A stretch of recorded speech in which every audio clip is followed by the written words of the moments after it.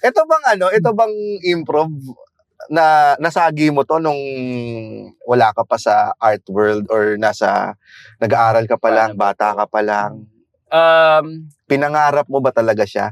Sino si Papu sa likod ng supercalifragilistic? Ang ganda.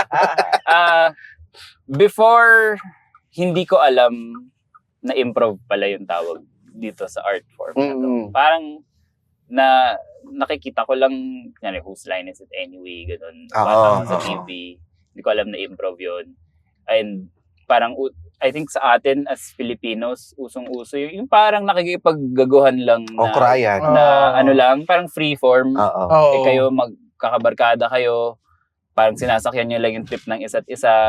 Kunyari, nakatambay. Parang yun na rin pala ay medyo parang improv na rin pala yun. Hindi ko alam. Until na-encounter ko siya siguro 2016, 2017. Parang napasyal ako sa isang show sa may area namin, sa Maginhawa. Nakita ko yung Spit na parang merong improv show kasama mga aso. Tapos parang nanood ako. Improv show na kasama mga aso? Parang ano lang, nandyan sila, kalaro mo sila, parang gano'n. So kami, audience, parang what, may ganito pala. Hindi ko alam na merong ganitong art form or may tawag dito. Tapos from there, nakita ko na nagtuturo sila, na merong classes. And then, trinay ko. Tapos parang, masaya. Dahil, I think, bukod dun sa art form, maganda yung community na na-build ng improv. Kasi very, yung principle namin ay yes and, diba? So parang, talaga kayo, walang basagan ng trip. So parang very supportive of each other. Kahit ano pa yan, outside of the improv space, yung sinusupport lang din namin yung isa't isa sa mga kanya-kanyang endeavor. So, parang for the first time, na-feel ko na parang, pwede pala maging ganito kabait yung mga tao. Kasi, before all of this, musician ako eh. Sa music, essentially, angasan. Parang siyang silent competition. Alam mo yung magkakasama kayo sa isang gig. Pero at the end of the day, ang gusto mo, ikaw rin naman yung sisikat or ikaw yung magiging magaling.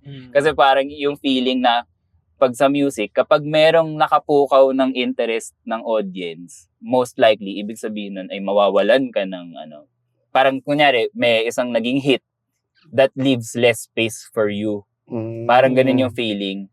So, lalo parang, na kung same genre same pa. Same genre o same space kayong ina-occupy, merong ganung competition na feeling. Although, walang mag-a-admit na parang lahat kayo, parang, nice set, parang, good show. Pero parang, at the end of the day, parang, hindi, gusto ko, ako yung magaling. Parang ganun yung feeling. So, dun ko sa improv na feel na parang, pwedeng hindi maging competitive about things at parang i-celebrate lang natin yung isa't isa. Sulit ang kulitan, bitin sa tawanan. Catch the latest episodes on YouTube, Spotify, or wherever you listen to podcasts. Dito lang sa Fast Lane with VinFast.